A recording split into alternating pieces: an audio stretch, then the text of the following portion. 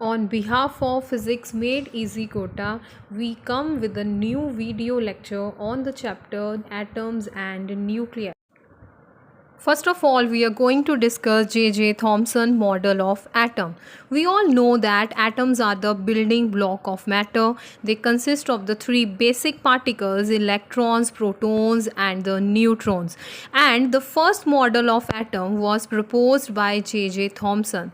The discovery of the electron, that is a negatively charged particle, by J.J. Thomson led him to propose the structure of atom. Watermelon is a fruit that all we like to eat, and Thomson compared the model of atom with the examples such as he compared its model with the watermelon. He also compared his model with the plum pudding. So according to his model, each atom consists of negatively charged particle called electrons. This is clearly observed in the atom model in this figure. So and we know that atom as a whole is a neutral. So there must be the positively charged particles in the atom such that the net charge on the atom is 0 and atom remain neutral. So there are the positively charged particles, and these positively charged particles have uniformly spread and they are of the uniform density, in which the negative charges, that is electrons, are embedded, just like the seeds are embedded in the watermelon fruit. And he also compared its model with the plum pudding model, so it's sometimes also known as the plum pudding model. Thomson also assumed that the harmonic oscillation of the electrons about their mean position caused the emission of the light. He also predicted that if a beam of alpha particle passes through an atom, it suffers only a small deflection due to weak electric forces exerted on it by positive charges. But along with this, there are some limitations of Thomson model. First of all, Rutherford, who is a student of J.J. Thomson, proved that the positive charges were not uniformly distributed in a sphere as suggested by Thomson. Thomson model could not explain the presence of discrete spectral lines emitted by hydrogen and other atoms. Also, this model could not explain the large angle scattering of alpha particles when incident on a thin metallic foil, we can say that on a gold foil. Hence, efforts were made to look for a better model of atom. Rutherford and his associates studied the alpha particle scattering by thin gold foil to suggest a new model of atom. He conducted an experiment by bombarding a thin sheet of gold with alpha particles and then studied the trajectory of these particles after their interaction with the gold foil. Rutherford performed a series of experiments on the scattering of alpha particle due to atoms of thin gold foil. So the question arises, what is alpha particle? An alpha particle, that is also denoted by He raised to power 2 positive, is a helium atom from which 2 electron strains are removed. Thus, charge on alpha particle is plus 2e and mass of alpha particle is nearly 4 times the mass of the proton. So this is the basic experimental setup by Rutherford and his associate. It consists of source of alpha particle obtained from a radioactive substance, and the narrow beam of alpha particle was made to fall on a thin gold foil which is of the thickness 10 raised to power minus 8 meter. A circular screen coated with zinc sulfide was kept in such a way that it received the beam of alpha particles after passing through the thin gold foil. Alpha particles scattering in different directions were observed with the help of movable detector. When a beam of alpha particles are scattered by thin gold foil, these scattered alpha particles fall on a fluorescent screen and small flashes of lights are produced. Then these are observed through the movable detector. But some precautions must be here, that this experiment was conducted inside a evacuator chamber to avoid the scattering of alpha particles due to atoms of the air. Rutherford and his associate made the following observation from the scattering experiment.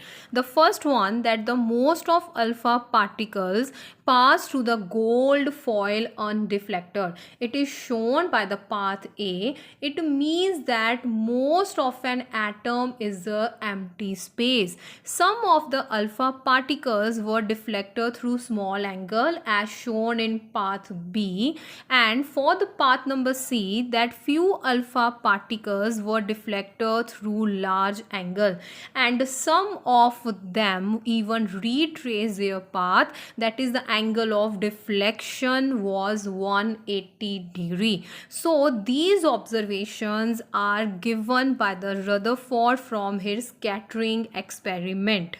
Also, the alpha particle is positively charged and having large mass as compared to the electron could only be deflected backward by some large repulsive forces. So Rutherford concludes that the positively charges in an atom were concentrated in a very small region at the center of the atom, and this region is known as the nucleus. That's why the path number C is formed in this experiment. Path followed by alpha particle in the electrostatic field of target nucleus depend upon the collision parameter, which is also known as the impact parameter. So what is impact parameter? So we can see that from the figure that impact parameter is a perpendicular distance between the center of the nucleus and the direction of the velocity vector of alpha particle when the force of interaction is minimum between the nucleus and alpha particle. Here you can also observe the angle theta, which is known as the scattering angle. So this is the angle between the direction of approach of alpha particle and the direction of scattered alpha particle. Next important topic is distance of closest approach. This is called as the minimum distance. The minimum distance of a point from the nucleus up to which an energetic alpha particle traveling directly towards the nucleus can move just before coming rest and then retracing its path. Rutherford gave its best to explain the structure of atom, but here are some limitations. It failed to explain the stability of the atom. According to him, electrons revolve around the nucleus in a circular path. Anything which moves in a circular path is accelerated towards the center of the circular path and has centripetal acceleration. Thus, electrons revolving around the nucleus are accelerating towards the nucleus of the atom. According to classical electrodynamics, any charged particle while accelerating or retarding loses energy through electromagnetic radiations. Therefore, the electrons revolving around the nucleus must lose energy continuously. As a result of this, the radius of the path of the electron goes on decreasing, and ultimately a stage comes that it should fall into the nucleus by following a spiral path.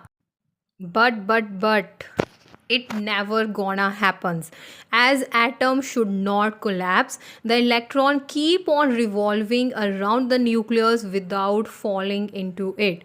Rutherford could not explain this fact. Hence, Rutherford failed to explain the stability of the atom.